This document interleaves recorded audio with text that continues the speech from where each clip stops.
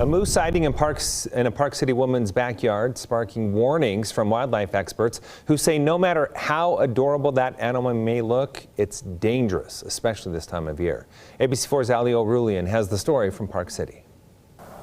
Now, the woman I spoke to says, though, it was amazing to see those moose in her backyard. She's just happy that they walked away safely. Now, Utah's Department of Wildlife Resources saying that this time of year, you're more likely to see these big game animals in your backyard, but you should not approach them.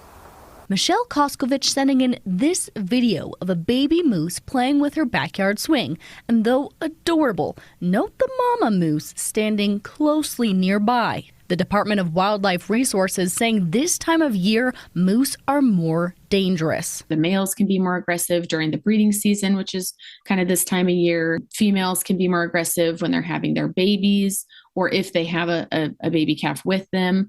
And so, that's something to be aware of. And they're more likely to travel into towns. DWR says the recent heavy snow is bringing down big game animals like moose, deer, and even cougars into cities who are looking for food.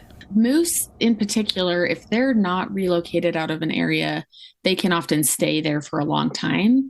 DWR says you don't need to call them for deer or cougars unless the cougar attacks an animal in your area, but you should call DWR if you see a moose in your neighborhood. Potentially lead to them injuring somebody else or damaging property. We've had instances, especially in Park City, where they've scraped up vehicles, things like that. Overall, experts say the best thing you can do is keep your distance, especially when it comes to moose. DWR says these animals are easily spooked and become aggressive around pets, so avoid feeding animals or hurting them, both for your safety and theirs. Kind of looking at your yard and seeing if there's anything that could be enticing to provide either food or shelter for wildlife, and trying to eliminate those things just so you're not unknowingly drawing them to your yard is a good idea.